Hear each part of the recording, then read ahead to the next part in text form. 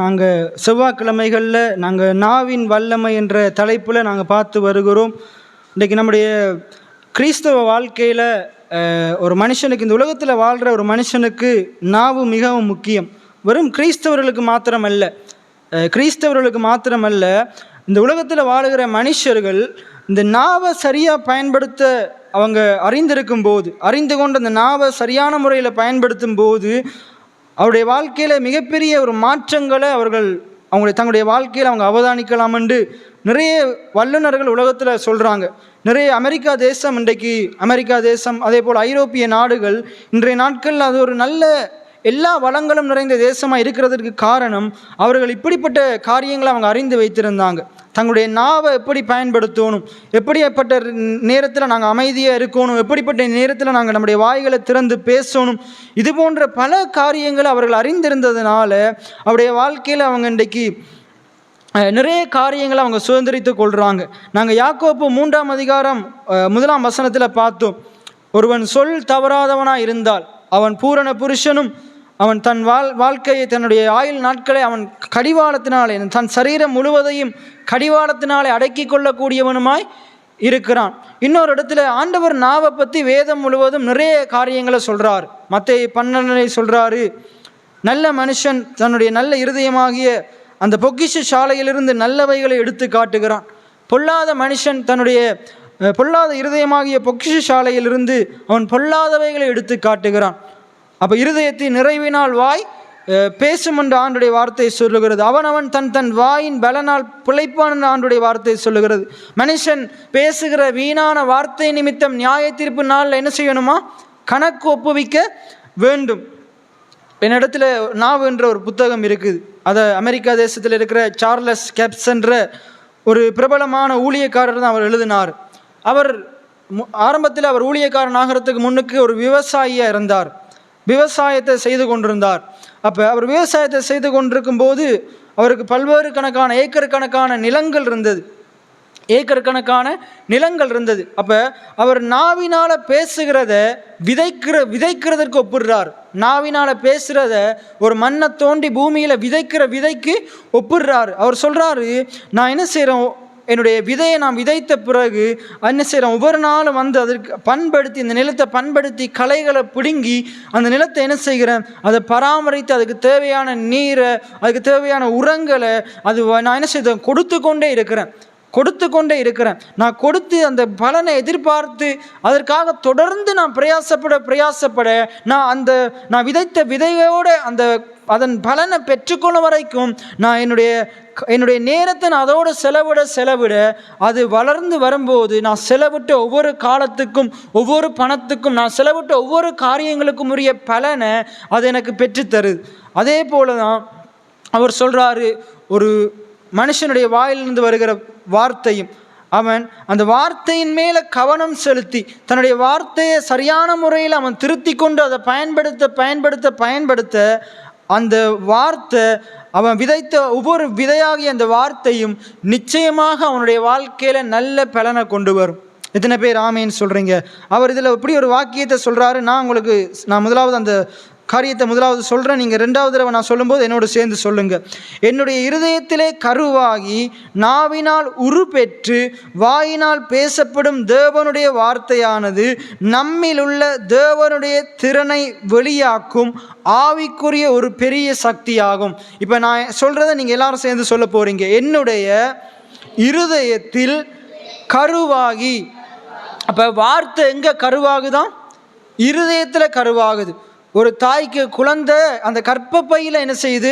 கருவாகுது. அதே போல ஆண்டருடைய வார்த்தை எங்கே கருவாகுதான்?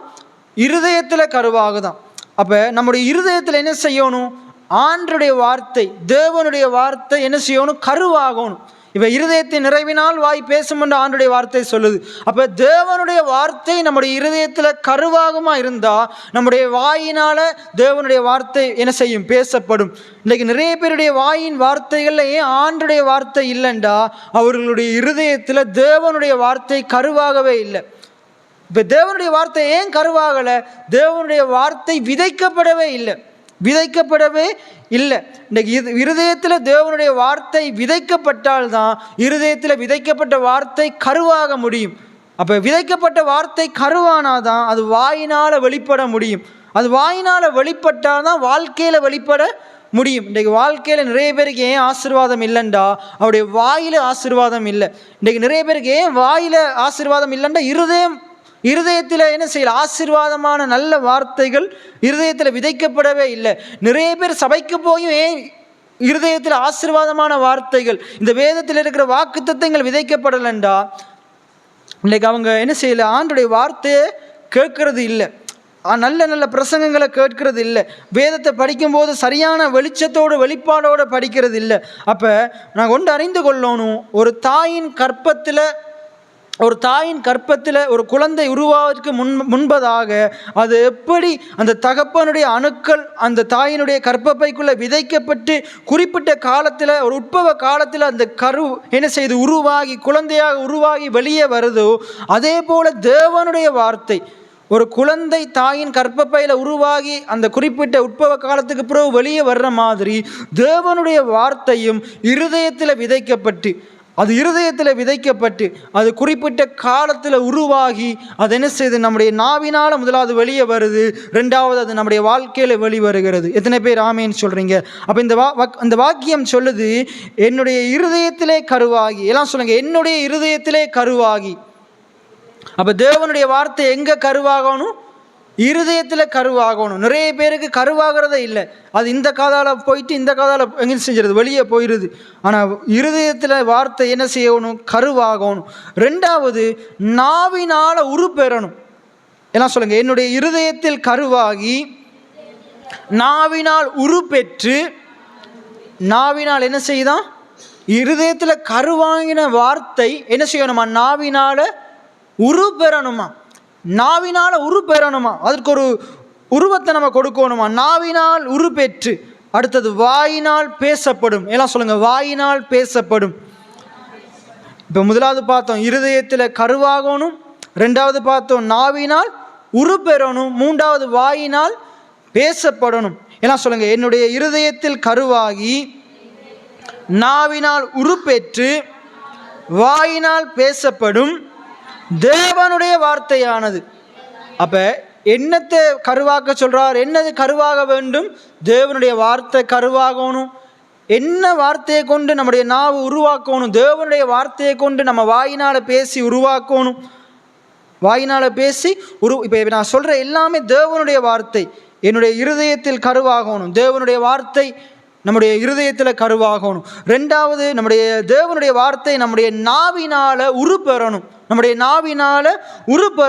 மூன்றாவது, தேவனுடைய வார்த்தை நம்முடைய வாயினால் பேசப்படணும். எல்லாம் சொல்லுங்கள், வாயினால் பேசப்படணும்.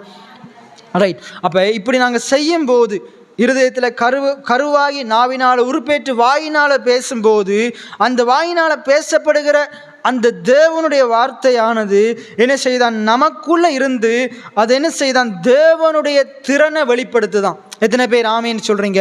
நமக்குள்ளே இருக்கிற தேவனுடைய வல்லமையை அது என்ன செய்தான்? நம்முடைய வாழ்க்கையில் கட்டவழுக்குது. ஆகவே தான் என்ன செய்கிறாரு? பவுல் சொல்கிறாரு, எல்லாம் திருப்பிக் கொள்ளுங்க, பிலிப்பியர் 4வது அதிகாரம் 13வது வசனம். பிலிப்பியர் 4வது அதிகாரம் 13வது வசனம். பவுல் அந்த வசனத்தில் எப்படி சொல்கிறாரு பாருங்க. பிலிப்பியர் 4:13, என்னை பலப்படுத்துகிற கிறிஸ்துவினாலே எல்லாவற்றையும் செய்ய, அது ஆண்டவருக்கு பலன் உண்டாண்டா சொல்கிறாரு, எனக்கு பலன் உண்டு. அப்போ அவருக்குள்ள என்ன இருக்குது? தேவனுடைய பலன் இருக்குது, தேவனுடைய வல்லமை இருக்குது, தேவனுடைய திறன் இருக்குது. இன்னைக்கு நான் உங்களுக்கு சொல்கிறேன், பரிசுத்த ஆவியானவர் மகிமை நம்பிக்கையாக உங்களுக்குள்ளே இருக்கிறார். எத்தனை பேர் ஆமேன்னு சொல்கிறீங்க? மகிமை நம்பிக்கையாக பரிசுத்த ஆவியானவர் எங்கே இருக்கிறார்? எல்லாம் சொல்லுங்கள், எனக்குள்ளே இருக்கிறார். அப்போ அந்த ஆவியானவர் என்ன செய்கிறார்? நம்மளை பலப்படுத்துகிறார். எத்தனை பேர் ஆமேன்னு சொல்கிறீங்க? அவர் நமக்கு உதவி செய்கிறவராக இருக்கிறார். அவர் நம் தேற்றரவாளனாக இருக்கிறார். நமக்கு துணை நிற்கிறவராக இருக்கிறார். நம்மை விடுவிக்கிறவராக இருக்கிறார். அப்போ இப்படிப்பட்ட பரிசுத்த ஆவியானவர் நமக்குள்ளே இருக்கிறார். ஆகையினால ஆண்டுடைய வார்த்தை பழைய ஏற்பாட்டில் சொல்லுது, பலவீனன் தன்னை பலவான் என்று என்ன செய்வானாக? நினைப்பானாக என்று சொல்லுதா? பலவீனன் தன்னை பலவான் என்று சொல்வானாக. அப்போ இதில் பவுல் சொல்கிறாரு பாருங்க, அவர் பலவீனத்தில் இருந்தாலும் குறைவில் இருந்தாலும், போன ஞாயிற்றுக்கிழமை பார்த்தோம், அவர் சிறையில் இருந்தாலும் நான் சிறையில் இருக்கிறேன், நான் கவலையாக இருக்கிறேன்னு சொல்லலை.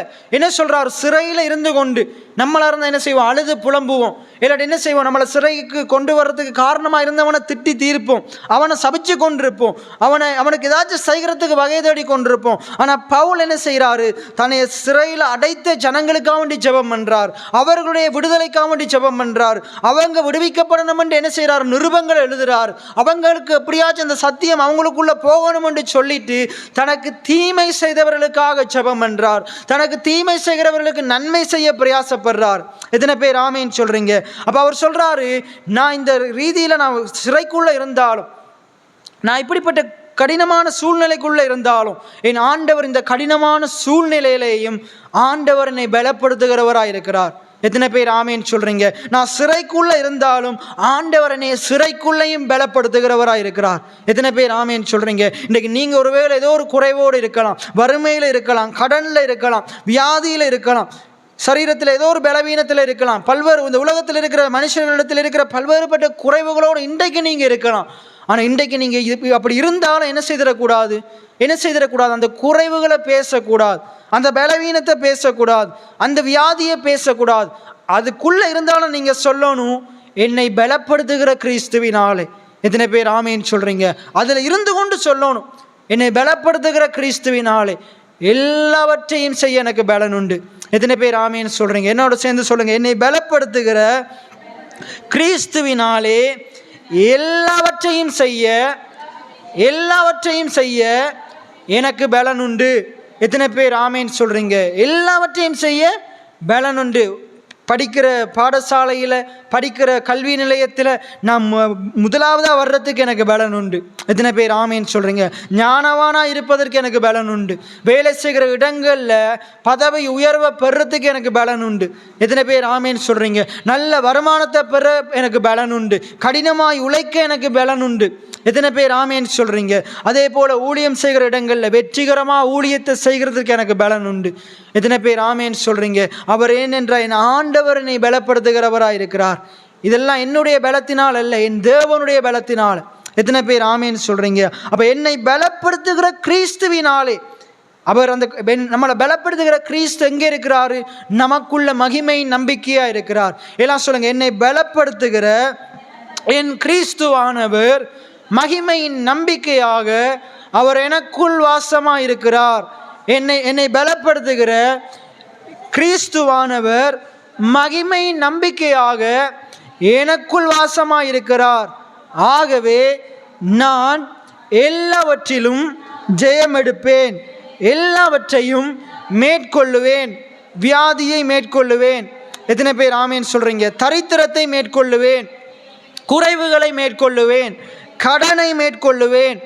எத்தனை பேர் ஆமேன்னு சொல்கிறீங்க? அப்போ இதை நீங்கள் சொல்லிக்கொண்டே இருக்கணும். ஒவ்வொரு முறையும் நீங்கள் இங்கே வரும்போது நான் உங்களுக்கு என்ன பிரசங்கம் பண்ணினாலும் கட்டாயம் இதை சொல்லி தந்துகிட்டே இருப்பேன். உங்களோட வாயில் நீங்கள் என்னத்தை பேசணும்னு சொல்லி தந்து கொண்டே இருப்பேன்.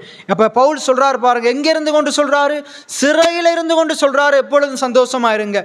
இதையும் அங்கேருந்து கொண்டு தான் சொல்கிறாரு. என்ன சொல்கிறாரு? என்னை பலப்படுத்துகிற கிறிஸ்துவினாலே எல்லாவற்றையும் செய்ய எனக்கு. சிறையில் இருந்து கொண்டு சொல்கிறார். சிறையில் இருந்து கொண்டு என்ன தான் செய்ய போகிறாரு? ஆனால் அவர் சொல்கிறார், என்னை ஆண்டவர் பலப்படுத்துகிறவராக இருக்கிறார். நான் இங்கே இருந்தாலும் சரி, எங்கே இருந்தாலும் சரி, ஆண்டவர் என்னைய எல்லாவற்றையும் செய்கிறவனாக வச்சிருக்கிறார். எத்தனை பேர் ஆமேன்னு சொல்கிறீங்க? அடுத்தது அவர் பிலிப்பியர் 4:19 சொல்கிறார், என் தேவன் தம்முடைய மகிமையின் ஐஸ்வர்யத்தின்படி. அப்போ அவருக்கு என்ன? சிறையில் நிறைய குறைவுகள் இருக்குது. அவர் சொல்கிறாரு, இங்கே நிறைய குறைவுகள் இருந்தாலும் நான் என்ன செய்ய போகிறதில்லை, என்னுடைய நிருபத்தில் குறைவு இருக்குது, நான் இப்படி குறைவாக இருக்கிறேன், எனக்கு உதவி செய்யுங்கன்னு எழுத போகிறது கிடையாது. நான் மனுஷனை நம்பி கடிதங்கள் எழுத போகிறது கிடையாது.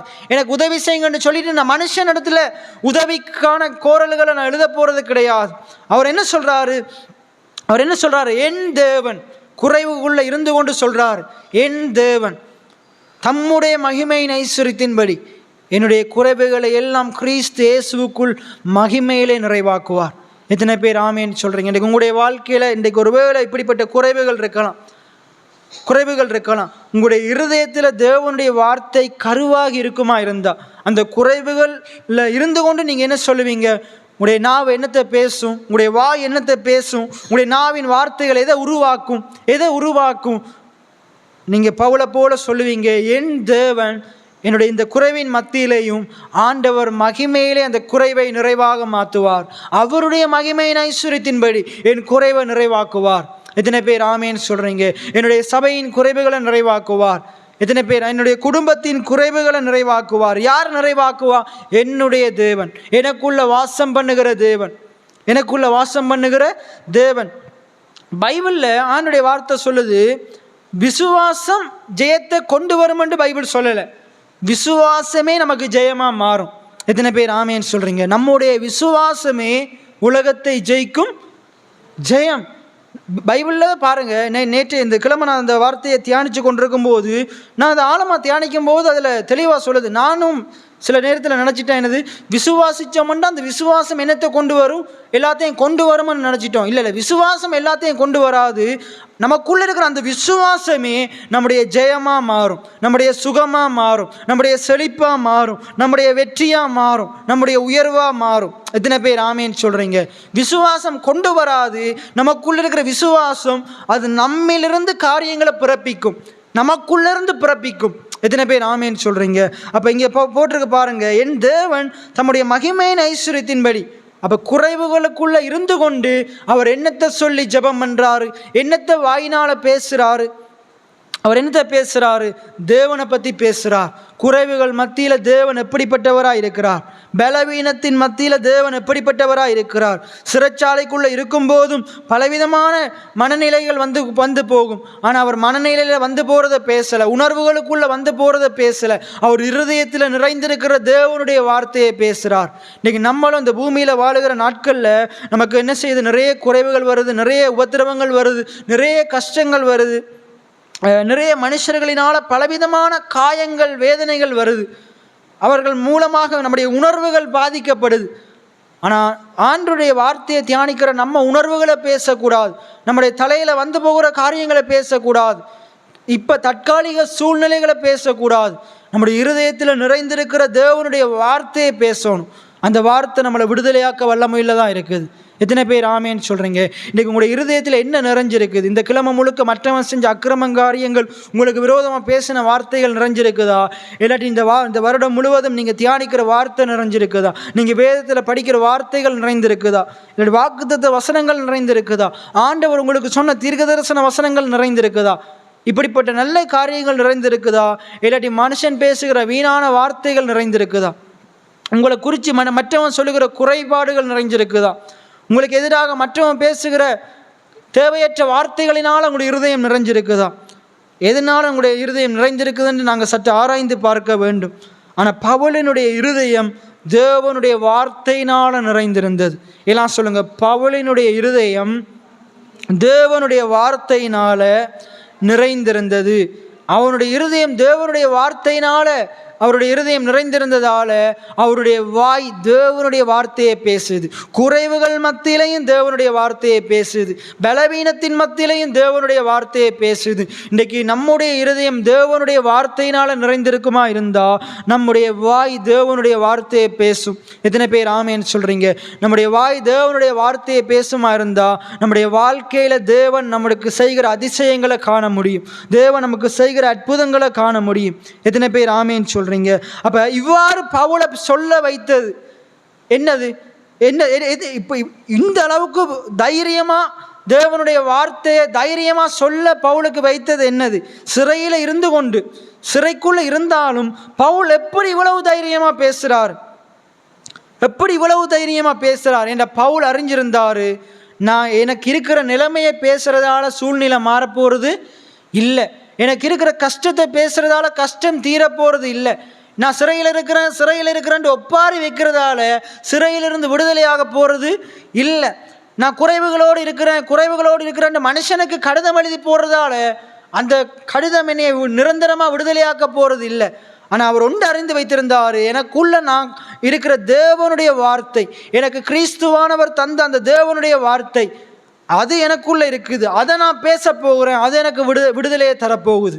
எத்தனை பேர் ஆமேன்னு சொல்கிறீங்க? இன்றைக்கி நிறைய பேருக்கு இது, ஒரு சிலர் இது அறிஞ்சிருக்கிறாங்க, ஒரு சிலருக்கு இது அறியவே இல்லை. ஆனால் சில விசுவாசிகள் அறிஞ்சிருந்தாலும் இதை வாழ்க்கையில் அப்பியாசப்படுத்துறது இல்லை. இன்றைக்கி நாமும் கூட அப்படித்தான் நிறைய நேரத்தில் வார்த்தையை கேட்கிறோம், ஆனால் அதை நம்முடைய வாழ்க்கையில் என்ன செய்கிறது இல்லை, அப்பியாசப்படுத்துறது இல்லை. அப்போ அங்கே சொல்கிறாரு, இந்த இதை குறித்து இந்த புத்தகத்தை எழுதினவர் சொல்கிறாரு, பவுலினுடைய இருதயத்தின் திரட்சி, பவுலினுடைய இருதயம் தேவனுடைய வார்த்தையினால் நிரம்பி இருந்ததுனால பவுலினுடைய வாய் என்னை பலப்படுத்துகிற கிறிஸ்துவினாலே எனக்கு எல்லாவற்றையும் செய்ய பலனுண்டு பேசிச்சு. எத்தனை பேர் ஆமேன்னு சொல்கிறீங்க? பவுலினுடைய இருதயம் தேவனுடைய வார்த்தையினால் நிறைந்திருந்ததால் என் தேவன் தம்முடைய மகிமையின் ஐஸ்வர்யத்தின்படி என்னுடைய குறைவுகளை கிறிஸ்து இயேசுவுக்குள் மகிமையில் நிறைவாக்குவார் என்று பேசினது. எத்தனை பேர் ஆமேன்னு சொல்கிறீங்க? அப்போ இன்றைக்கு என்னுடைய இருதயம், எல்லாம் சொல்லுங்கள், என்னுடைய இருதயம் தேவனுடைய வார்த்தையினால் நிறைந்திருக்குமா இருந்தால் என்னுடைய வாய் தேவனுடைய வார்த்தையை பேசும். என்னுடைய வாய் குறைவுகள் மத்தியிலும் பலவீனத்தின் மத்தியிலும் தரித்திரத்தின் மத்தியிலும் இயலாமையின் மத்தியிலும் தேவனுடைய வாக்குத்தத்தங்களை பேசும். தேவனுடைய வாக்குத்தத்தங்களை பேசும். எத்தனை பேர் ஆமேன்னு சொல்கிறீங்க? அந்த வாக்குத்தத்தங்களை பேசுகிற நாவு நிச்சயமாக அதற்குரிய பலனை பெற்றுக்கொள்ளும். எத்தனை பேர் ஆமேன்னு சொல்கிறீங்க? அப்போ மரணத்தை பேசுகிற நாவு மரணத்தை பெற்றுக்கொள்ளும். தேவனுடைய ஜீவனுள்ள வார்த்தைகளை பேசுகிற நாவு தேவனுடைய ஜீவனை நிச்சயமாக பெற்றுக்கொள்ளும். எத்தனை பேர் ஆமேன்னு சொல்கிறீங்க? அப்போ பவுலினுடைய இருதயம், பவுலினுடைய ஆவி அது தேவனுடைய வார்த்தையினால் நிரம்பி இருந்தது. அப்போ உங்களுடைய இருதயம் எதனால் நிரம்பி இருக்குது? உங்களுடைய இருதயம் தேவனுடைய வார்த்தையினால் நிரம்ப வேண்டும். எத்தனை பேர் ஆமேன்னு சொல்கிறீங்க? எல்லாம் சொல்லுங்கள், என்னுடைய இருதயம் தேவனுடைய வார்த்தையினால் நிரம்ப வேண்டும். எத்தனை பேர் ஆமேன்னு சொல்கிறீங்க? இன்றைக்கி பாருங்கள், இந்த உலகத்தில் இந்த வேதத்தை ஏற்றுக்கொள்ளாத நபர்கள், அமெரிக்கா தேசத்தை எடுத்துக்கொள்வோமா இருந்தால், இன்றைக்கி நம் வேதத்தை ஏற்றுக்கொள்ளாத நபர்கள் பாசிட்டிவாக பேசுவாங்க, சில பேர் நெகட்டிவாக பேசுவாங்க. சில பேருக்கு நாங்கள் பாசிட்டிவாக பேசுகிறேன்னா என்னால் முடியும், நான் ஓடுவேன், நான் ஜெயிப்பேன். அவங்க எப்படிப்பட்ட ஆக்கலண்டா தங்களுடைய பலத்தை நம்பி சொல்கிறாங்க. நீங்கள் கூடுதல் அவதானித்து பாருங்கள், இப்படிப்பட்ட தன்னம்பிக்கை உள்ளவங்களும் ஓரளவு வெற்றி பெற்று போயிடுவாங்க. அவநம்பிக்கையாக இருக்கிற ஆக்களை காட்டிலும் தன்னுடைய உழைப்பின் மேலே, தன்னுடைய பலத்தின் மேலே, பிரயாசத்தின் மேலே நம்பிக்கை உள்ளவங்க ஓரளவு இந்த உலகத்தில் ஜெயிக்கிறாங்க. அப்போ பாருங்கள், தன்னம்பிக்கை உள்ளவங்களே இந்த உலகத்தில் ஜெயிப்பாங்களா இருந்தால், ஜீவனுள்ள தேவன் மேலே நம்பிக்கை உள்ளவங்க அதை பார்க்கல அதிகமாக வெற்றி பெறுவது நிச்சயமாக இருக்குது. எத்தனை பேர் ஆமேன்னு சொல்கிறீங்க? அப்போ இன்றைக்கி பாருங்கள், நாங்கள் பேசுகிற வார்த்தைகள் ஒவ்வொன்றும் சக்தி வாய்ந்தவைகள், வல்லமை வாய்ந்தவைகள். எல்லாம் சொல்லுங்கள், நான் பேசுகிற ஒவ்வொரு வார்த்தைகளும் வல்லமை வாய்ந்தது, சக்தி வாய்ந்தது. நீங்கள் பேசுகிற எதிர்மறையான வார்த்தையும் சக்தி வாய்ந்தது, நீங்கள் பேசுகிற நேர்மறையான வார்த்தையும் சக்தி வாய்ந்தது. இப்போ நீங்கள் முடியாதுன்னு சொல்கிற வார்த்தையும் என்ன செய்யும்? அதற்குரிய பலனை பிறப்பிக்கும். நீங்கள் முடியும் என்று சொல்லுகிற வார்த்தையும் அதற்குரிய திறனை உங்களுக்குள்ளே கொண்டு வரும். எத்தனை பேர் ஆமேன்னு சொல்கிறீங்க?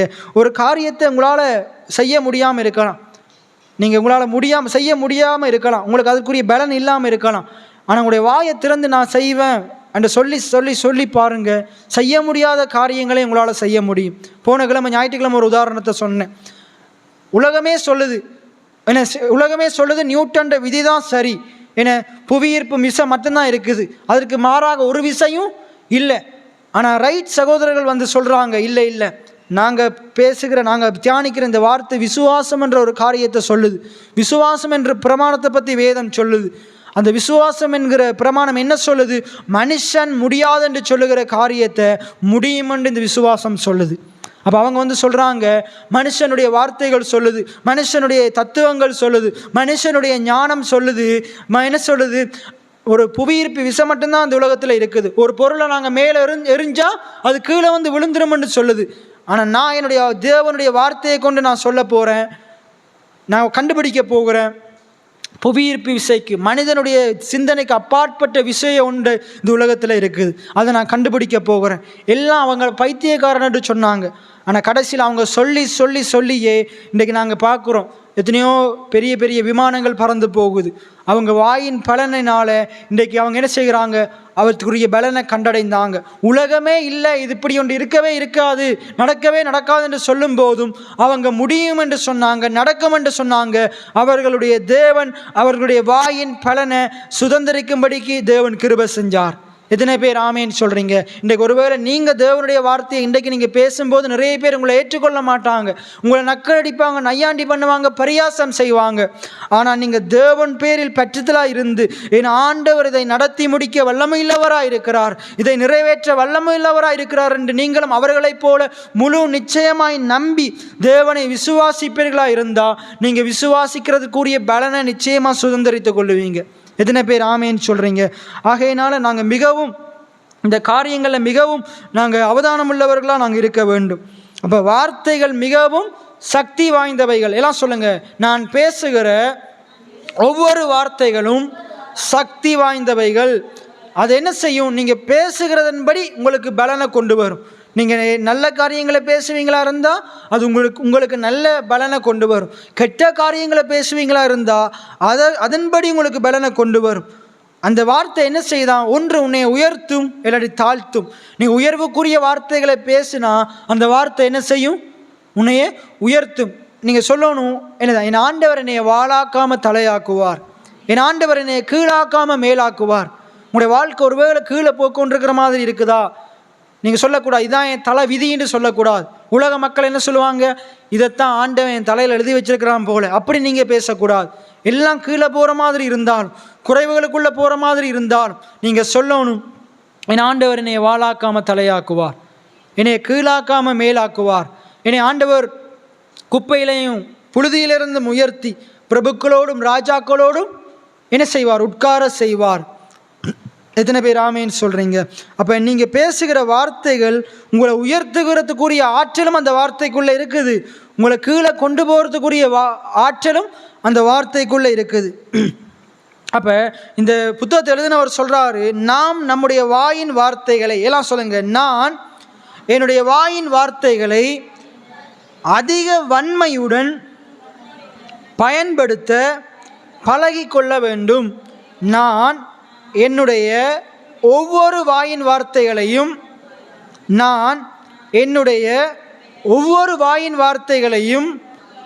அதிக வன்மையுடன் பயன்படுத்த பழகிக்கொள்ள வேண்டும். எத்தனை பேர் ஆமேன்னு சொல்கிறீங்க?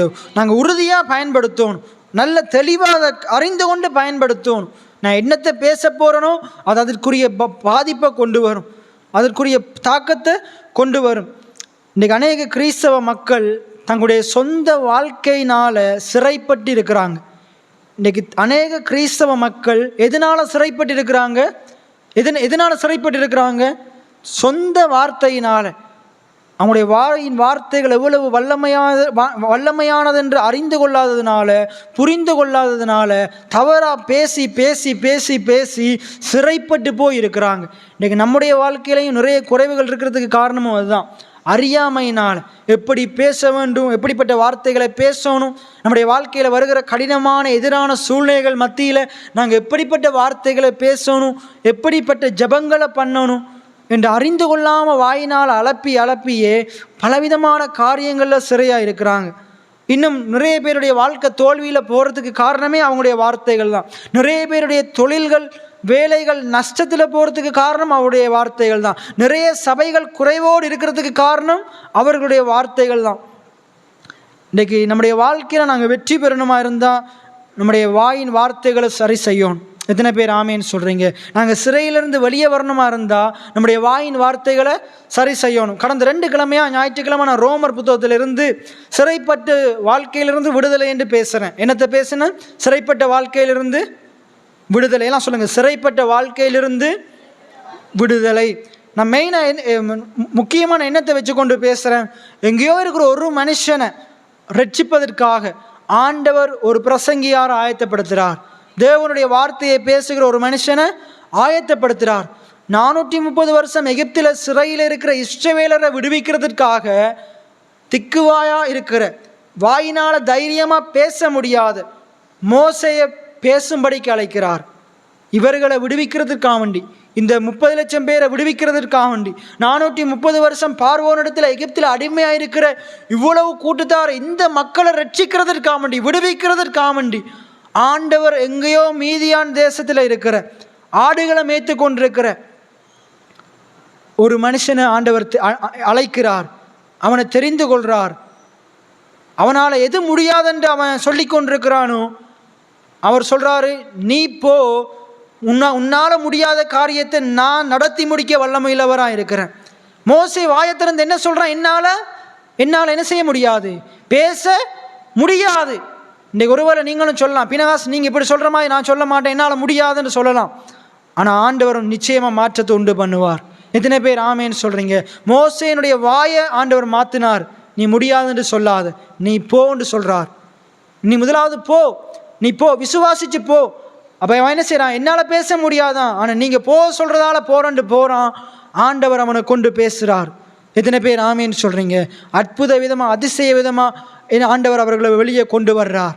எத்தனை பேர் ஆமேன்னு சொல்கிறீங்க? அப்போ அந்த சின்ன மனுஷனை கொண்டு, தன்னால் முடியாதுன்ற அந்த மனுஷனை கொண்டு அவனுடைய வாயை மாற்றி அந்த 430 வருஷத்தில் அடிமையாக இருக்கிற அந்த ஜனங்களுடைய வாழ்க்கையை மாற்றின ஆண்டவர் இன்றைக்கு உங்களுடைய வாயை மாற்றி உங்களுடைய வாழ்க்கையை மாற்ற மாட்டாரா? உங்களுடைய வாழ்க்கையை மாற்ற மாட்டாரா? நிச்சயமாக மாற்றுவார். உங்களுடைய வாயை மாற்றுவார், வாழ்க்கையை மாற்றுவார். உங்களுடைய வாயை மாற்றுறதுக்காக வேண்டி தான் என்ன செஞ்சு கொண்டிருக்காரு? உங்களுடைய வாயின் வார்த்தைகளை மாற்றுறதுக்காக வேண்டி தான் என்ன செஞ்சு கொண்டிருக்காரு? உங்களுடைய இருதயத்தில் ஆண்டுடைய வார்த்தையை விதைச்சு கொண்டிருக்கிறார். உங்களுடைய இருதயத்தில் ஆண்டுடைய வார்த்தையை தொடர்ச்சியாக விதைச்சு கொண்டிருக்கிறார். எத்தனை பேர் ஆமேன்னு சொல்கிறீங்க? அப்போ அநேக விசுவாசிகள் தோல்வியடைவதற்கு காரணம், சிறைப்பட்டிருக்கிறதற்கு காரணம், தேவனுடைய வார்த்தைகளை நம்முடைய வாயில் வைக்கிறதால எவ்வளவு நன்மையான காரியங்கள் இருக்குதுன்ற அறியாமையினால் சிறைப்பட்டு கொண்டிருக்கிறாங்க, தோல்விக்குள்ளே இருக்கிறாங்க. ஆகையினால் நாங்கள் என்ன செய்யணும்? தேவனுடைய வார்த்தையை பேசுகிறதன் மூலமாக நம்முடைய வாழ்க்கையில் வரப்போகிற நன்மைகளை நாங்கள் அறிந்து கொள்ளணும். தேவனுடைய வார்த்தையை பற்றினான வெளிச்சத்தினால் நாங்கள் நிரம்பணும். நாங்கள் தேவனுடைய வார்த்தையை பேசுகிறதுக்கு பிரயாசப்படணும். நாங்கள் வீண் வார்த்தைகளை பேசக்கூடாது. போன செவ்வாய்க்கிழமை நான் என்னத்தை குறித்து பேசினேன்? சங்கீதம் 34 ஒரு வார்த்தையை நாங்கள் பார்த்தோம். என்னது? சங்கீதம் 34 எடுங்க. சங்கீதம் 34 பொல்லாப்புக்கும் கபட்டு வசனிப்புகளுக்கும் என் நாவை உதடுகளை விலக்கி, அந்த வசனத்தை எடுத்தவங்க வாசிங்க. அதான் நிறைய பேருக்கு வசனம் இந்த காதால் போயிட்டு அங்கால வருது, எங்கே போகுது? இல்லை, உன் நாவை பொல்லாப்புக்கும் உன் உதடுகளை. இன்றைக்கு பாருங்க, போன கிழமை கேட்ட வசனம் இருதயத்தில் இருந்திருந்தால் இப்போ வாயால் வந்திருக்கும். இன்றைக்கு வாயால் என்ன செய்யலை, வருது இல்லை. அப்போ அதில் என்ன சொல்லுது? எல்லாம் சேர்ந்து வாசிங்க. என் நாவை பொல்லாப்புக்கும் என் உதடுகளை கபட்டு வசனிப்புகளுக்கும் விலக்கி. அப்போ நம்ம ஆண்டவரிடத்தில் ஒருவேளை இன்றைக்கு நம்மளால் நம்முடைய நாவை, அதான் பைபிளே சொல்லுது, நாவை அடக்க ஒரு மனுஷனாலும் என்ன சொல்லுது? நாவை அடக்க ஒரு மனுஷனாலும் கூடாது, அது அடங்காத பொல்லாங்குள்ளதும் சாவுக்கேதுவான விஷம் நிறைந்ததுமாக இருக்கிறது. ஆனால் தேவனுடைய மனுஷனால் நாவை அடக்க முடியும். ஏனென்ற ஆண்டவர் உதவி செய்வார். எத்தனை பேர் ஆமேன்னு சொல்கிறீங்க? அப்போ நாங்கள் ஆண்டவர் இடத்துல ஒருவேளை இன்றைக்கு உங்களுடைய நாவை சரியாக பயன்படுத்துறது உங்களால் முடியாமல் இருக்கலாம். பினகாஸ், நானும் இதெல்லாம் கேட்குறேன் தான், பைபிள் படிக்கிறேன், ஜெபம் பண்ணுறேன், ஆனால் இந்த வாயை என்னால் அடக்கவே முடியலை. எந்த வாயா என்னாலே அடக்க முடியலை. நான் உங்களுக்கு ஒரு காரியத்தை சொல்கிறேன். ஆண்டவர் இடத்துல ஜெபம் பண்ணுங்க. அந்த சங்கீதக்காரனை போல ஜெபம் பண்ணுங்க. ஆண்டவரே, என்னுடைய நாவை பொல்லாப்புக்கும் என்னுடைய நாவை கபட்டு வசனிப்புகளுக்கும் ஆண்டவரை நீங்கள் விலக்கி காக்கும்படிக்கு எனக்கு உதவி செய்யுங்க. எபேசியர் 4:29 எடுங்க. எபேசியர் 4:29 அதில் சொல்லப்படுது பாருங்க. கெட்ட வார்த்தை ஒன்றும் என் வாயில் புறப்படலாகாது. கெட்ட வார்த்தை ஒன்றும் உங்கள் வாயிலிருந்து புறப்பட வேண்டாம். பக்தி விருத்திக்கு ஏதுவான நல்ல வார்த்தை உண்டானால் அதையே கேட்கிறவர்களுக்கு பிரயோஜனம் உண்டாகும்படி பேசுங்கள். அதில் சொல்கிறாரு பாருங்க, கெட்ட வார்த்தையொன்றும் உங்கள் வாயில் இருந்து புறப்பட வேண்டாம் என்று சொல்கிறாரு. அப்போ ஒருவேளை நம்முடைய வாய் இன்றைக்கு கெட்ட வார்த்தைகளினால், பொல்லாப்பான வார்த்தைகளினால், வீண் வார்த்தைகளினால், ஏன்னா இப்படிப்பட்ட தவறான காரியத்தினால, வேதத்துக்கு புறம்பான இப்படிப்பட்ட வார்த்தைகளினால் நிறைந்திருக்கமா இருந்தால் நம்மளால் அதை அடக்கி கொள்ள முடியலாட்டி நாங்கள் என்ன செய்யணும்? ஆண்டவரிடத்தில் ஜெபம் பண்ணணும். ஆண்டவரே, என்னுடைய நாவை அடக்கிறதுக்கு எனக்கு உதவி செய்யுங்க. ஆண்டவரே, என்னுடைய சுய பலத்தினால் ஆண்டவரே என்னால் என்னுடைய நாவை அடக்கி கொள்ள முடியலை. என்னுடைய நாவை நான் தவறாக பயன்படுத்துறதுனால அதற்குரிய பலனை நான் அனுபவித்து கொண்டிருக்கிறேன், அதற்குரிய பலனை நான் அனுபவித்து கொண்டிருக்கிறேன். ஆண்டவரே, என்னுடைய வாழ்க்கை மாறணும். ஆகவே நீங்கள் என்னுடைய நாவை நான் மாற்றிக்கொள்ளும்படிக்கு எனக்கு உதவி செய்யுங்க. நான் சரியான வார்த்தைகளை தெரிந்தெடுத்து பேச உதவி செய்யுங்க. நான் வீண் வார்த்தைகளை பேசாதபடிக்கு, கபட்டு காரியங்களை வசனங்களை வசனிக்காதபடிக்கு ஆண்டவரே என்னுடைய நாவை விலக்கி காத்து கொள்ளுங்கன்னு சொல்லி நாங்கள் ஜெபம் பண்ணும்போது ஆண்டவர் நம்முடைய ஜெபத்தை கேட்டு ஏசாயாவினுடைய நாவை தொட்ட ஆண்டவர், அப்போஸ்தலரில் அந்த 120 பேருடைய நாவை தொட்ட ஆண்டவர் உங்களுடைய நாவை தொட வல்லமையுள்ளவராக இருக்கிறார். உங்களுடைய வாயின் வார்த்தைகளை மாற்ற வல்லமையுள்ளவராக இருக்கிறார். எத்தனை பேர் ஆமேன்னு சொல்கிறீங்க? சத்தமாக ஒரு ஆமேன்னு சொல்லுவீங்களா? அப்போ நீங்கள் என்ன செய்யணும்? ஆண்டவரே, என்னுடைய நாவை நான் உமக்கு ஒப்பு கொடுக்குறேன். ஆண்டவரே, அந்த நாவின் வார்த்தைகளை குறித்து நான் ஜாக்கிரதையாக இருக்க எனக்கு உதவி செய்யுங்க. நான் சரியான வார்த்தைகளை பேச எனக்கு உதவி செய்யுங்க. பக்தி விருத்திக்கு ஏதுவான நல்ல வார்த்தையை பேச உதவி செய்யுங்க. மற்றவனுக்கு பிரயோஜனம் உண்டாக்குகிற வார்த்தையை பேச உதவி செய்யுங்க. நான் மற்றவனை குறித்து குறைய பேசக்கூடாது, மற்றவனை குறித்து தவறான சிந்தனைகளை விதைக்கக்கூடாது, தவறான வார்த்தைகளை பேசக்கூடாது. நான் பிரயோஜனமான வார்த்தையை பேசணும். எல்லாம் சொல்லுங்கள். நான் மற்றவர்களுக்கு பிரயோஜனம் உண்டாகத்தக்கதாக பேச வேண்டும்.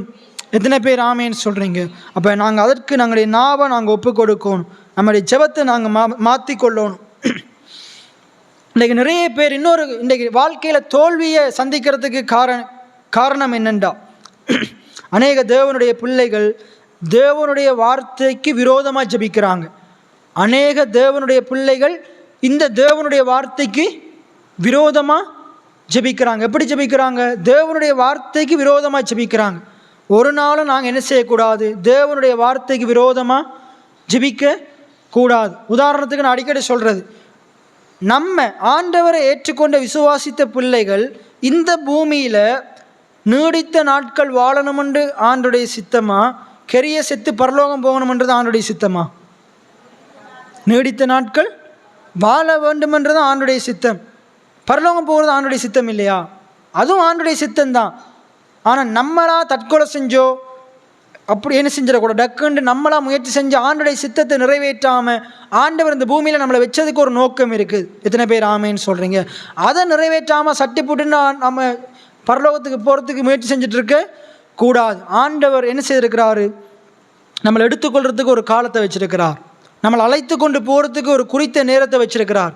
அப்போ நம்ம ஆண்டவரே இறங்கி வாரமண்டு நம்ம ஜெபிச்சு கொண்டிருக்க ஏற்ற காலத்தில் அவர் வருவார். எத்தனை பேர் ஆமேன்னு சொல்கிறீங்க? இயேசுவுடைய பிறப்பே என்ன சொல்லுது? சரியான ஒரு காலத்தில் ஏற்ற காலம் வரும்போது ஆண்டு இந்த உலகத்துக்குள்ளே பிறந்தார். அதே போல் அவருடைய வருகையும் ஏற்ற காலத்தில் இருக்கும். எத்தனை பேர் ஆமேன்னு சொல்கிறீங்க? அப்போ ஆண்டவர் அதை ரோமரில் சொல்கிறார், நீ என்ன செய்யாத, ஆண்டவரை இங்கே கொண்டு வரத்துக்கு நீ மேலே ஏறாதுன்னு சொல்கிறார், பாதாளத்துக்கு இறங்காதுன்னு சொல்கிறார். நீ என்ன செய்யணும்னு சொல்கிறார்? உன்னோட விடுதலை உன்னோட வாயில் தான் இருக்குது. ரோமர் 10 எடுத்துக்கொள்ளுங்க, அதையும் வாசிப்போம். ரோமர் 10வது அதிகாரம், அதில் இருக்குது பாருங்க. தேவனை இறங்கி வர பண்ணும்படி பரலோகத்துக்கு ஏறுகிறவன் யார்? அந்த வசனம் இருக்குது ரோமர் 10ல் 4வது 5வது வசனத்தில் பாருங்க.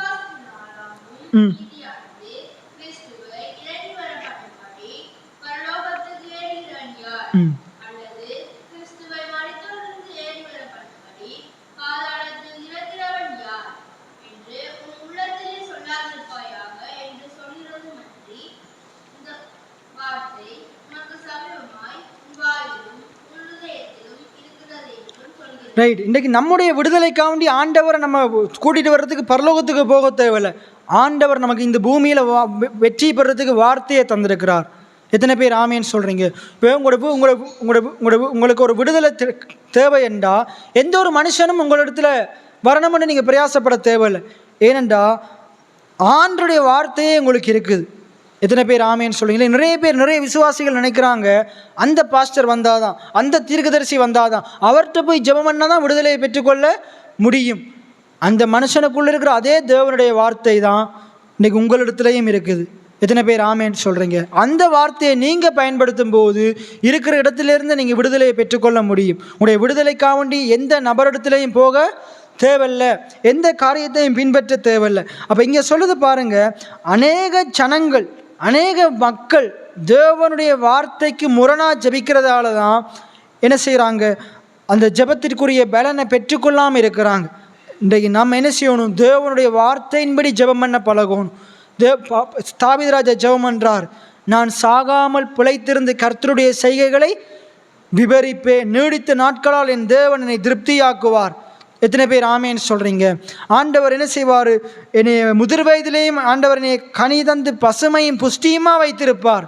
இப்படித்தான் ஜெபம் பண்ணணும். அதை விட்டுட்டு ஆண்டவரே நான் இங்கே வாழையே விருப்பம் இல்லை, நம்ம இந்த பூமியில் வாழணும்ன்ட்டு இயேசு விரும்புகிறார்.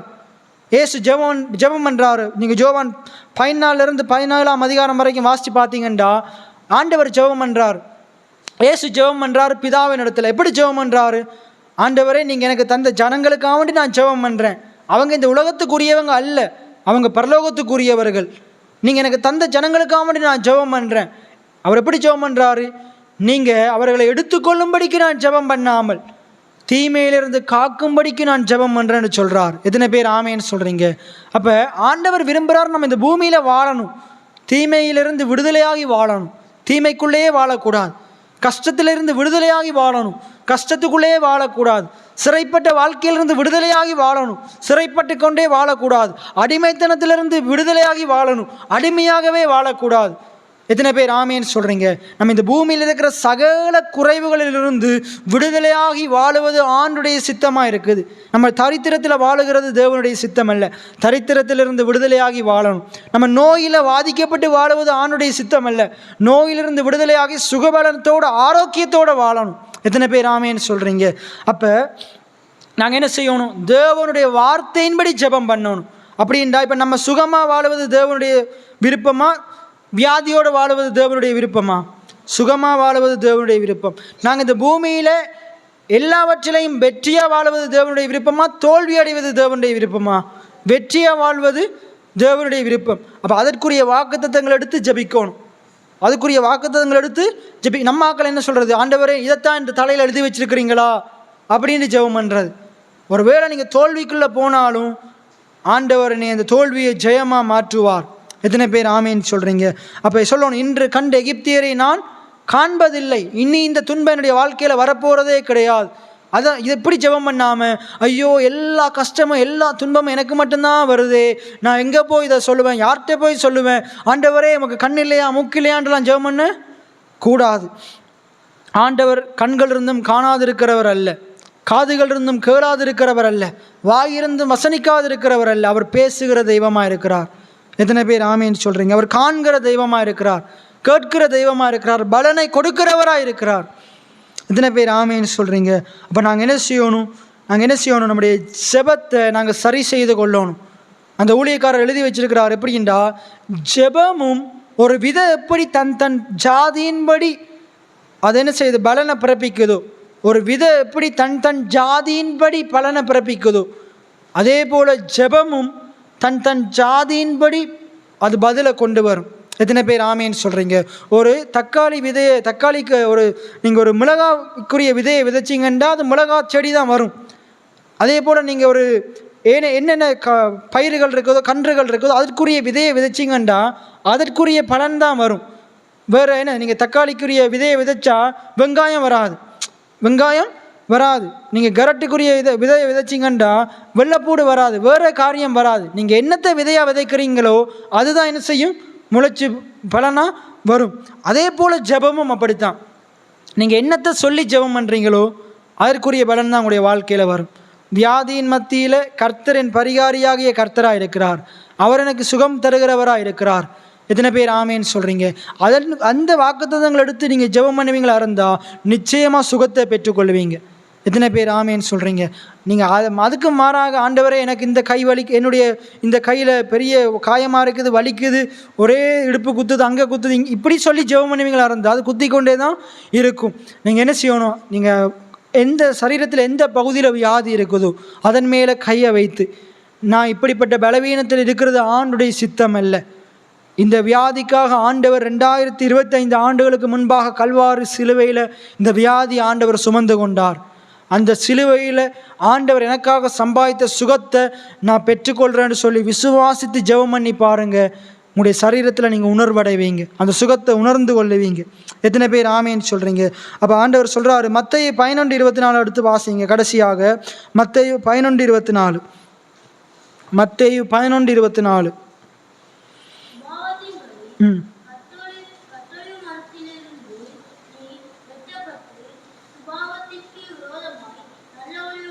சாரி, மாற்கு 11:24. மாற்கு 11:24.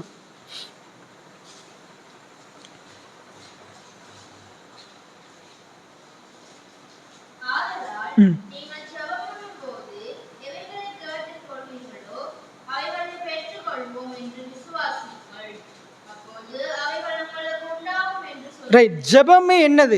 ஜெபமே என்னது? சொல்றது. ஜெபமே என்னது? வாயை திறந்து சொல்றது, நம்முடைய விசுவாசத்தை சொல்றது, ஆண்டுடைய வாக்குத்தத்தத்தை சொல்றது தான் ஜெபம். அதுக்கு மேலே உள்ள வசனம் நமக்கு எல்லாருக்குமே தெரியும். எவனாகிலும் இந்த மலையை பார்த்து பெயர்ந்து நீ சமுத்திரத்தில் தள்ளுன்று போ என்று சொல்லி தான் சொன்னபடியே நடக்கும் என்று சந்தேகப்படாமல் விசுவாசித்தால் அவன் சொன்னபடியே. அதில் பாருங்கள் 3 தடவை வருது. சொல்லுகிறபடி, சொன்னபடி. ஒழுங்குதா? எத்தனை தடவை வருது? 3 தடவை வருது. அப்போ நாங்கள் சொல்கிறதுல தேவன் மிகப்பெரிய வல்லமையை வச்சிருக்கிறார். எத்தனை பேர் ஆமேன்னு சொல்கிறீங்க? அப்போ இதுலேயும் சொல்கிறார் ஆதலால். அப்போ நம்ம சொல்கிறத வச்சுக்கொண்டு சொல்கிறார் என்னது? எவனாயிலும் இந்த மலையை பார்த்து நீ பெயர்ந்து சமுத்திரத்திலே தள்ளுன்று போ என்று ஏன் சொல்லுங்கள், சொல்லி தான் சொன்னபடி, எல்லாம் சொல்லுங்கள், சொன்னபடி ஆகும் என்று இருதயத்தில் சந்தேகப்படாமல் விசுவாசித்தார். அவன் சொன்னபடி, எல்லாம் சொல்லுங்கள், சொன்னபடி அவனுக்கு ஆகும், அவனுக்கு உண்டாகும். எத்தனை பேர் ஆமேன்னு சொல்கிறீங்க? ஆதலால் நீங்கள் ஜெபம் பண்ணும்போது எவைகளை சொல்லுகிறீர்களோ, எல்லாம் சொல்லுங்கள், நான் ஜெபம் பண்ணும்போது இப்போ பக்கத்தில் இருக்கிற ஆளை பார்த்து கேளுங்க, நீங்கள் ஜெபம் பண்ணுறீங்களா? எப்போல்லாம் ஜெபம் பண்ணுறீங்க? நிறைய பேர் ஜெபம் பண்ணுறதே இல்லை. விளங்குதா? அப்போ இதை இப்படி வாசிச்சிங்கன்னா உங்களுக்கு விளங்கும். என்ன, நாங்கள் ஜெபம் பண்ணும்போது சொல்லுங்கள், நான் ஜெபம் பண்ணும்போது எவைகளை சொல்லுகிறேனோ அவைகளை பெற்றுக்கொள்வேன். அப்போ நீங்கள் நம்ம ஜெபம் பண்ணும்போது என்னத்தை சொல்கிறோமோ அதை என்ன செய்வோம்? எத்தனை பேர் விசுவாசிக்கிறீங்க? நான் ஜெபம் பண்ணும்போது என்னத்தை சொல்லி ஜெபம் பண்ணுறனோ அதை நான் பெற்றுக்கொள்ளுவேன். எத்தனை பேர் ஆமேன்னு சொல்கிறீங்க? அப்போ நம்ம ஜெபம் பண்ணும்போது சொல்லுகிற ஒவ்வொரு வார்த்தையும் மிகவும் முக்கியம். அப்போ நம்ம ஜெபம் பண்ணும்போது வசனிக்கிற ஒவ்வொரு வார்த்தைகளும் மிகவும் முக்கியம். அப்போ அதில் சொல்லுது, நம்ம ஜெபம் பண்ணும்போது எதை சொல்லி ஜெபம் பண்ணுறோமோ அதை பெற்றுக்கொள்வோம் என்று விசுவாசிக்க வேண்டுமா. அதை நாங்கள் விசுவாசித்து நாங்கள் சொல்லி ஜெபம் பண்ணும்போது நாங்கள் சொன்னதை பெற்றுக்கொள்வோமா? எத்தனை பேர் ஆமேன்னு சொல்கிறீங்க? நிச்சயமாக பெற்றுக்கொள்வோம். எத்தனை பேர் ஆமேன்னு சொல்கிறீங்க? அப்போ இவ்வளோ பெரிய நிச்சயம் நமக்கு இருக்குமா இருந்தால் நம்ம எல்லாம் என்ன செய்வோம்? தைரியமாக ஜெபம் பண்ணுவோம். நிறைய பேருக்கு இது நிச்சயம் இல்லாததால தான், இந்த வசனத்தின் மேலே விசுவாசம் இல்லாததால தான் ஜெபம் பண்ணுறதே கிடையாது. ஜெபம் பண்ணுறதே என்னது ஜெபிச்சாலும் கிடைக்குமா அப்படின்ற ஒரு நிச்சயம் இருக்குமா இருந்தால் நம்ம என்ன செய்வோம்? இன்றைக்கி நம்முடைய சொந்தக்காரர் ஒருத்தர் வெளிநாட்டிலேருந்து வர்றாருன்னு வைங்களேன், அவர் எதை கேட்டாலும் தந்துடுவார், இல்லைண்டே சொல்ல மாட்டார், இல்லைண்டே கடைசி வரைக்கும் நம்ம எது கேட்டாலும் இல்லைன்னு சொல்ல மாட்டார் அப்படின்னு நிச்சயம் நமக்கு இருக்குமா இருந்தால் நம்ம என்ன செய்வோம்? தைரியமாக அவரிடத்துல போயிட்டு கேட்போம். நிச்சயம் இல்லாட்டி என்ன செய்வோம்? இவர் தரவே, அப்படிப்பட்ட ஆக்களுக்கு பக்கத்திலே போக மாட்டோம். அப்போ நம்முடைய ஆண்டவர் அவர் கொடுக்கிறவராக இருக்கிறார். ஜோபு தவறாக சொல்கிறார், என்னது? கர்த்தர் கொடுத்தார், கர்த்தர் எடுக்கிறவர் அல்ல, கர்த்தர் கொடுக்கிறவராக இருக்கிறார். எத்தனை பேர் ஆமேன்னு சொல்கிறீங்க? கர்த்தர் கொடுக்கிறவராக மட்டுமே இருக்கிறார். கர்த்தர் கொடுக்கிறவராக மட்டுமே. நம்ம நினைக்கிறோம் ஜோபு கர்த்தர் எடுத்தார்ன்னு சொல்லிட்டாரு தானே, அப்போ பெரிய பரிசுத்தமாக காய்ச்சிட்டாருண்டு. கடைசியில் 40வது அதிகாரத்தில் ஜோபு வாயை புத்தி கொள்கிறார். நான் தேவையில்லாத காரியத்தை அளப்பிட்டேன், எனக்கு தெரியாததையும் நான் அறியாததையும் என்னுடைய புத்திக்கு எட்டாததையும் அளப்பினேன். என்ன அளப்பினார்? கர்த்தர் எடுக்கிறவர் என்று அளப்பிட்டார். கர்த்தர் எடுக்கிறவர் அல்ல, கர்த்தர் கொடுக்கிறவராக இருக்கிறார். இன்றைக்கி நம்மளும் என்ன செய்கிறோம்? நிறைய நேரத்தில் நம்முடைய வாழ்க்கையில் கஷ்டங்கள், குறைவுகள், வியாதி, வறுமை, வேதனைகள் வரும்போது ஆண்டவர் தான் தந்ததென்று சொல்லி அளப்பி தேவையில்லாத காரியங்களை, நம்முடைய புத்தி கட்டாத காரியங்களை நம்ம அளப்பி வச்சிருக்கிறோம். இனி நம்ம அப்படிப்பட்ட காரியங்கள் அளப்பக்கூடாது. எத்தனை பேர் ஆமேன்னு சொல்கிறீங்க? என்னுடைய ஆண்டவர் எடுக்கிற தெய்வம் அல்ல, அவர் கொடுக்கிறவராக இருக்கிறார். ஜீவனை எடுக்க அவர் உலகத்துக்கு வரலை, ஜீவனை கொடுக்கத்தான் உலகத்துக்கு வந்தார். எத்தனை பேர் ஆமேன்னு சொல்கிறீங்க? தரித்திரத்தை கொடுக்கறதுக்கு உலகத்துக்கு வரலை, நம்முடைய தரித்திரத்தை அவர் எடுத்துக்கொண்டு தம்முடைய ஐஸ்வர்யத்தை நமக்கு கொடுக்கும்படிக்கு வந்தார். எத்தனை பேர் ஆமேன்னு சொல்கிறீங்க? அவர் நம்முடைய பாவத்தை எடுத்துக்கொண்டு தம்முடைய நீதியை கொடுக்க வந்தார், நம்மளை நீதிமான மாற்றத்துக்காக வேண்டி வந்தார். எத்தனை பேர் ஆமேன்னு சொல்கிறீங்க? ரைட். கடைசி ஒரு காரியத்தை சொல்கிறேன். தேவனுடைய வார்த்தை எப்படிப்பட்டதெண்டா? தேவனுடைய வார்த்தை எப்படிப்பட்டதெண்டா? தேவனுடைய வார்த்தை ஒரு ஆவிக்குரிய விதி. தேவனுடைய வார்த்தை என்னது? ஒரு ஆவிக்குரிய விதி. விதி என்றா என்னென்றா பிரமாணம். என்னது விதி என்றா? என்னது பிரமாணம். எல்லாம் சொல்லுங்கள், பிரமாணம். பிரமாணம் என்றா என்னென்றா, இப்போ இந்த கரண்ட் நம்ம என்ன செய்கிறோம், எல்லாரும் இந்த கரண்டை பாவிக்கிறோம். இப்போ பாருங்கள், கரண்ட் என்ன செய்யுது? ஒரு செப்பு கம்பியினூடாக என்ன செய்யுது? கடத்தப்படுது. செப்பு கம்பியினூடாக என்ன செய்யுது? கடத்தப்படுது. இப்போ இந்த கரண்ட் நமக்கு நன்மை செய்தா தீமை செய்தா? நன்மை செய்யுது. ஆனால் இதே கரண்டை நாங்கள் தவறாக பயன்படுத்தும் போது நம்மளுக்கு தீமை செய்யும். ஓமா இல்லையா? இப்போ கரண்ட் நம்ம என்ன செய்கிறோம்? இப்போ நம்ம போயிட்டு அந்த சுவிட்சை, அந்த பாக்ஸை கலட்டிட்டு அதுக்குள்ளே கையை வச்ச மாதிரி இருந்தால் என்ன செய்யும்? கரண்ட் அடிக்கும். இப்போ நமக்கு அதுக்குள்ளே கையை வைக்கக்கூடாதுன்னு தெரிஞ்சதால் நம்ம என்ன செய்யறதில்ல, கை வைக்கிறது. இப்போ தெரிஞ்சும் வேணுமென்று கையை வைப்ப மாதிரி இருந்தால் என்ன செய்யும்? கரண்ட் அடிக்கும். அப்போ நம்ம இந்த விதி, அந்த விதி அதுக்குரிய அது ஒரு விதி.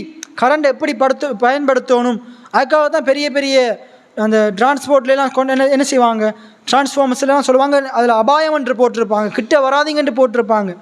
நம்ம அதுக்கிட்ட போகக்கூடாது, அதுக்குள்ளே கையை வைக்கக்கூடாது, வயறுகளில் கையை வைக்கக்கூடாது. அது என்ன செய்யும்? ஷோர்ட் ஆகும். ஏற்று வச்சாலும் சில பாதிப்புகள் நமக்கு உண்டாகும். அப்போ அது நமக்கு தெரிஞ்சிருக்குது. இந்த உலகத்தினுடைய இந்த இயற்கை விதி நமக்கு, மின்சார விதி நமக்கு தெரிஞ்சிருக்குது. மின்சாரத்தை எப்படி பயன்படுத்தணுமோ அப்படி பயன்படுத்தினா அது நமக்கு நன்மை செய்யும். எப்படி பயன்படுத்தக்கூடாதோ அப்படி பயன்படுத்தினா நமக்கு பாதிப்பை கொண்டு வரும். அதே போல தான் தேவனுடைய வார்த்தையும், அதே போல தான் நம்முடைய வாயினால் பேசப்படுகிற வார்த்தைகளும். நாங்கள் அதை அறிந்து அதுக்குரிய அந்த வார்த்தையின் வல்லமையை அறிஞ்சு சரியாக பயன்படுத்துவோமா இருந்தால் அது நமக்கு நன்மையை கொண்டு வரும். அதை தவறாக பயன்படுத்துவோமா இருந்தால் அதே வார்த்தைகள் நம்முடைய வாழ்க்கையை அழித்து போட்டுரும். ஆகையினால நாங்கள் என்ன செய்யணும்? ஆவிக்குரிய விதியாகிய தேவனுடைய வார்த்தையை நாங்கள் அறிந்து கொண்டு புரிந்து கொண்டு அதை நம்முடைய வாழ்க்கையில் பயன்படுத்தும் போது அது நம்முடைய வாழ்க்கையில் நல்ல கிரியைகளை செய்யும். எத்தனை பேர் ஆமேன்னு சொல்கிறீங்க? அப்போ மற்ற விதிகளை போல, மற்ற இயற்கை விதிகளை போல இந்த ஆவிக்குரிய விதியாகிய தேவனுடைய வார்த்தையும் கிரியை செய்யக்கூடியதாக இருக்குது. எல்லாம் சொல்லுங்கள், மற்ற விதியை போல, மற்ற இயற்கை விதிகளைப் போல தேவனுடைய வார்த்தையாகிய ஆவிக்குரிய விதியும் கிரியை செய்யும். எத்தனை பேர் ஆமேன்னு சொல்கிறீங்க? அப்போ தேவனுடைய ஆவிக்குரிய அந்த விதியும் கிரியை செய்யும். ஆகையினால் நாங்கள் என்ன செய்யணும்? சரியான முறையில் நாங்கள் என்ன செய்யணும்? தேவனுடைய வார்த்தையை பயன்படுத்தணும். தேவனுடைய வார்த்தையை நாங்கள் பயன்படுத்தும் போது அந்த வார்த்தை நம்மளை கட்டி எழுப்பும். அந்த வார்த்தை நம்மளை புடமிடும். அந்த வார்த்தை நம்மளை வெற்றி பெற செய்யும். அந்த வார்த்தை நம்மளை உயர்த்தும். எத்தனை பேர் ஆமேன்னு சொல்கிறீங்க? ஏனென்றா தேவனுடைய வார்த்தைக்குள்ள வல்லமை இருக்குது. தேவனுடைய வல்லமை இருக்குது. எல்லாம் சொல்லுங்கள், தேவனுடைய வார்த்தைக்குள்ள தேவனுடைய வல்லமை உண்டு, உயிர்ப்பிக்கிற வல்லமை உண்டு. எத்தனை பேர் ஆமேன்னு சொல்கிறீங்க? இயேசுவை மரித்தோரிலிருந்து உயிர்த்தெழச் செய்கிற வல்லமை அந்த வார்த்தைக்குள்ளே இருக்குது. எத்தனை பேர் ஆமேன்னு சொல்கிறீங்க? கிறிஸ்துவை மரித்தோரிலிருந்து உயிர்த்தெழச் செய்த ஆவியானவர் உங்களுக்குள்ளே இருக்கிறார். எத்தனை பேர் ஆமேன்னு சொல்கிறீங்க? அப்போ பவுல் எப்படி தைரியமாக சொல்கிறாரு? என்னத்தை தைரியமாக சொல்கிறார்? என்னை பலப்படுத்துகிற கிறிஸ்துவினாலே எல்லாவற்றையும் செய்ய எனக்கு பலன் உண்டு. இன்றைக்கு உங்களை பலப்படுத்துகிற கிறிஸ்துவானவர் மகிமை நம்பிக்கையாக உங்களுக்குள்ளே இருக்கிறார். உங்களை வெற்றி பெற செய்கிற கிறிஸ்துவானவர் மகிமை நம்பிக்கையாக உங்களுக்குள்ளே இருக்கிறார். உங்களை விடுதலையாக்குகிற கிறிஸ்துவானவர் மகிமை நம்பிக்கையாக உங்களுக்குள்ளே இருக்கிறார். உங்களை செழிக்கச் செய்கிற ஆசீர்வதிக்கிற கிறிஸ்துவானவர் அவர் மகிமை நம்பிக்கையாக உங்களுக்குள்ளே இருக்கிறார். உங்களை நீதிமானாக மாற்றின கிறிஸ்துவானவர் மகிமை நம்பிக்கையாக உங்களுக்குள்ளே இருக்கிறார். அப்போ அவர் என்ன செய்வார்? இந்த பூமியில் இருக்கிற சகல குறைவுகள் இருந்தும் உங்களை விடுதலை ஆக்குவார். உங்களை வெற்றி பெற செய்வார். உங்களை மேற்கொள்ள செய்வார். எல்லா தடைகளையும் தாண்ட வைப்பார். எத்தனை பேர் ஆமேன்னு சொல்கிறீங்க? அவர் தாங்கிடும் பலனை தருவார். தப்பிச் செல்லும் வழியை உண்டாக்குவார். எத்தனை பேர் ஆமேன்னு சொல்கிறீங்க? எத்தனை எதிரிகள் வந்தாலும், எத்தனை எதிரான காரியங்கள் வந்தாலும் அதன் மேலே ஜெயித்து, அதன் மேலே ஜெயம் எடுத்து வெற்றி பெற செய்ய அவர் வல்லமையுள்ளவராக இருக்கிறார். அப்படி நாங்கள் அனைவரும் எழுந்து நின்றவர்களாக நாங்கள் கேட்ட இந்த தேவனுடைய வார்த்தையை நாங்கள் சற்று நாங்கள் மீட்டு பார்ப்போம், ஆராய்ந்து பார்ப்போம். அந்த அப்போஸ்தலனாகிய பவுல் அவர் சிறைக்குள் இருந்து கொண்டு அவருடைய சூழ்நிலைகளை பற்றி பேசியிருக்கலாம், அவருடைய பிரச்சனையை பற்றி பேசியிருக்கலாம், அவர் அழுது புலம்பி இருக்கலாம், எனக்கு உதவி செய்யுங்கன்னு சொல்லி கடிதம் எழுதியிருக்கலாம், நான் குறைவில் இருக்கிறேன் எனக்கு உதவி செய்யுங்கன்று அவர் கடிதம் எழுதி அனுப்பியிருக்கலாம், சோகத்தோடு கடிதம் எழுதி அனுப்பியிருக்கலாம். அவர் அவ்வளோ கடினப்பட்டார். ஆனால் அவர் தன்னுடைய கஷ்டத்தை எழுதவே இல்லை. எல்லாம் கவலைப்பட்டு அழுங்கள்னு எழுதியிருக்கலாம், எனக்காக பாரத்தோடு ஜெபம் பண்ணுங்கன்னு எழுதியிருக்கலாம். ஆனால் அவர் பிலிப்பியருக்கு எழுதுகிறார், நீங்கள் எப்பொழுதும் சந்தோஷமாயிருங்கள், நீங்கள் கர்த்தருக்குள் சந்தோஷமாயிருங்கள் என்று மறுபடியும் சொல்லுகிறேன் என்று சொல்கிறார். அவர் கஷ்டத்தில் இருந்து கொண்டு எழுதுகிறார், அவர் பலவீனத்தில் இருந்து கொண்டு எழுதுகிறார். என்னை பலப்படுத்துகிற கிறிஸ்துவினாலே எல்லாவற்றையும் செய்ய எனக்கு பலன் உண்டு. அதே போல என் தேவன் தம்முடைய மகிமையின் ஐஸ்வரியத்தின்படி குறைவில் இருந்து கொண்டு சொல்கிறார், என்னுடைய தேவன் அவருடைய மகிமையின் ஐஸ்வரியத்தின்படி என்னுடைய குறைவுகளை கிறிஸ்து இயேசுவுக்குள்ள மகிமையில் நிறைவாக்குவார். இந்த குறைவுகளை நீங்களும் பலவிதமான கஷ்டத்தோடு இருக்கலாம், குறைவுகளோடு இருக்கலாம், பலவிதமான தேவைகளோடு இருக்கலாம், எத்தனையோ ஜெப விண்ணப்பங்கள் உங்களுக்கு இருக்கலாம், எத்தனையோ ரீதியில் உங்களுக்கு பதில் தேவையாக இருக்கலாம். ஆண்டவர் எனக்கு பதிலை தருவாரா, எனக்கு விடுதலையை தருவாரா, என்னுடைய ஜெபத்துக்கு வேண்டுதல்களுக்கு எனக்கு பதில் கிடைக்குமா இல்லையான்ற கேள்வியோடு இருக்கலாம். நான் உங்களுக்கு சொல்கிறேன், உங்களுக்குள்ள ஒரு ஆண்டவர் இருக்கிறார். அவர் உலகத்தில் இருப்பவனை காட்டிலும் உங்களுக்குள் இருக்கிற தேவன் பெரியவராய் இருக்கிறார். அவர் மிகவும் பெரியவராய் இருக்கிறார்.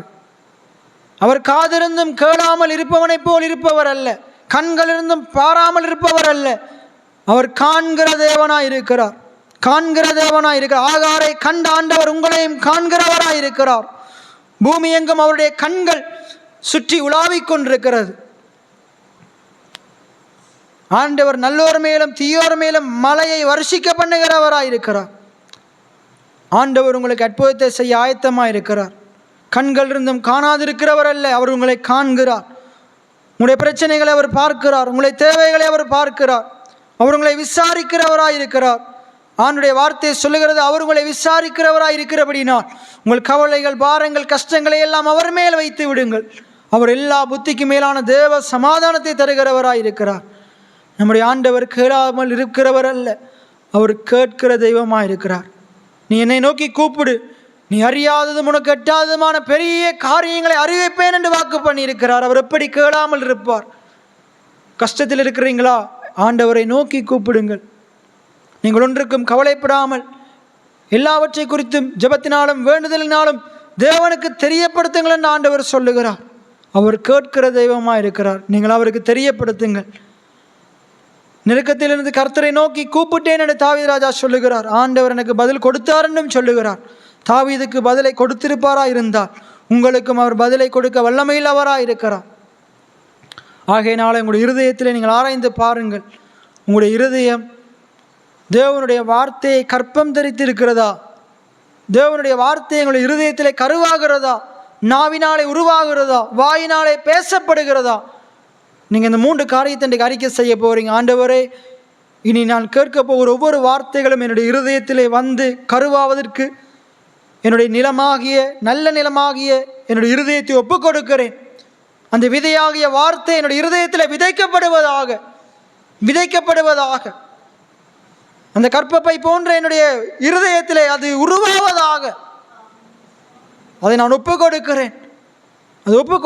குறிப்பிட்ட நாட்களிலே, உட்பவ கால திட்டத்திலே அது வெளியே வருமளவும் நான் அதை கவனமாக, அதை பத்திரமாக நான் பாதுகாத்து கொள்ள, அதை குறித்து நல்ல வார்த்தைகளை பேச, என்னுடைய வாயை திறந்து அது உருவாகும், அது வெளியே வரும் என்று பேச அவ்வகையான எனக்கு விசுவாசத்தை தருவீராக சுவாமி.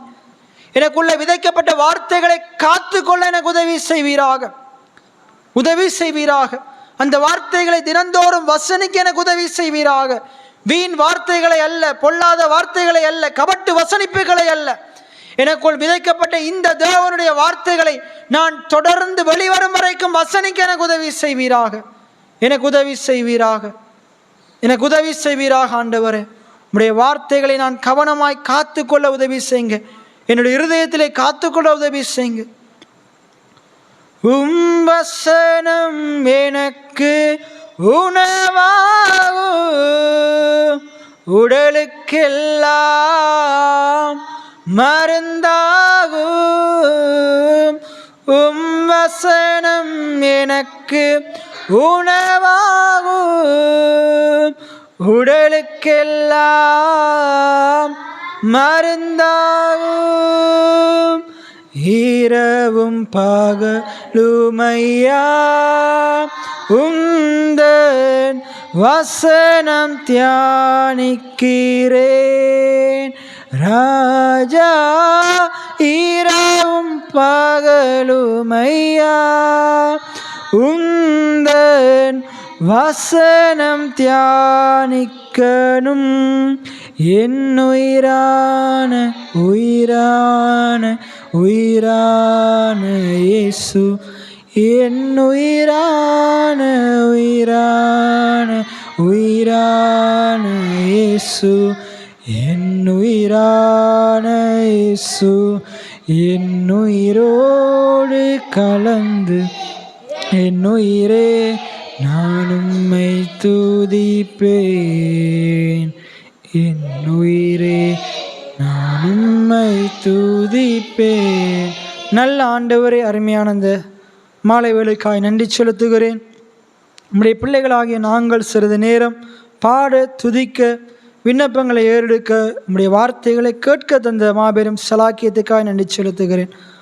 கேட்ட வார்த்தையின்படி பவுல் ஆண்டவர் எப்படி சிறையில் இருந்து கொண்டு அவர் நம்பிக்கையை ஊட்டுகிற நேர்மறையான நல்ல வார்த்தைகளை தன்னுடைய வாயினாலே வசனித்தாரோ, அதை நிருபமாக எழுதினாரோ, அதே போல் எங்களுடைய வாழ்க்கையில் எவ்வளவு கடினமான சூழ்நிலைகள் இருந்தாலும், எங்களை அள வைக்கிற, கடினப்படுத்துகிற, கவலைப்பட வைக்கிற சூழ்நிலைகள் இருந்தாலும், நாங்களும் பவுலை போல நல்ல வார்த்தைகளை பேச, சந்தோஷமாக இருக்க, அந்த வார்த்தைகளை பேசி பேசி அதை இருதயத்திலே அதை கருவாகி உருவாகி வாயினாலே பேசி பேசி அதை சுதந்திரித்து கொள்ள நீர் எங்களுக்கு உதவி செய்வீராக. வந்து ஒவ்வொரு பிள்ளைகளையும் ஆசீர்வதிக்கிறேன். ஒவ்வொரு பிள்ளைகளும் இந்த நாவின் வல்லமையை குறித்து தான் இந்த பாடத்தை நன்கு உணர்ந்து கொண்டு, அதை அறிந்து கொண்டு, அந்த அறிந்த வார்த்தையின்படி பேசி அதற்குரிய பலன்களை தங்களுடைய வாழ்க்கையில பெற்றுக்கொண்டு இந்த பூமியிலே ஒவ்வொரு பகுதியிலும் வெற்றிகரமாய் வாழ உதவி செய்வீராக. இவருடைய குறைவுகள் நிறைவாவதாக, இவருடைய வனாந்திரம் வயல்வெளியாகுவதாக. சுவாமி, இந்த பிள்ளைகளுடைய ஆண்டவரை தேவைகளை உம்முடைய மகிமையின் ஐஸ்வரியத்தின்படி நிறைவாக்குவீராக. ஆண்டவரை பலவீனங்களிலிருந்து விடுதலையை கொடுப்பீராக. இருக்கிற எல்லா எதிரான சூழ்நிலைகளிலிருந்து இந்த ஒவ்வொரு பிள்ளைகளையும் அவருடைய குடும்பத்தாரையும் என் ஆண்டவர் விடுவிக்க வேண்டும்படியா ஜெபிக்கிறேன். நீர் அப்படி செய்ய போகிறபடி நான் நன்றி செலுத்துகிறேன். நீர் எங்களுக்காக வைத்திருக்கிற சகல ஆசீர்வாதங்களையும் நாங்கள் இயேசுவின் நாமத்தினாலே விசுவாசிக்கிறோம், சுதந்திரித்துக் கொள்ளுகிறோம். எங்களை தாழ்த்தி உம்மை உயர்த்தி குமாரனாக இயேசுவின் நாமத்தினாலே ஜெபமேறெடுக்கிறேன் நல்ல பிதாவே. என் ஆத்துமாவே கர்த்தரை சோஸ்தரி, என் முழு உள்ளமே கர்த்தருடைய பரிசுத்த நாமத்தை சோஸ்தரி. என் ஆத்துமாவே கர்த்தரை சோஸ்தரி, கர்த்தர் செய்த சகல உபகாரங்களே மறவாதே. ஆமேன். கர்த்தர் உங்களை ஆசீர்வதிப்பாராக.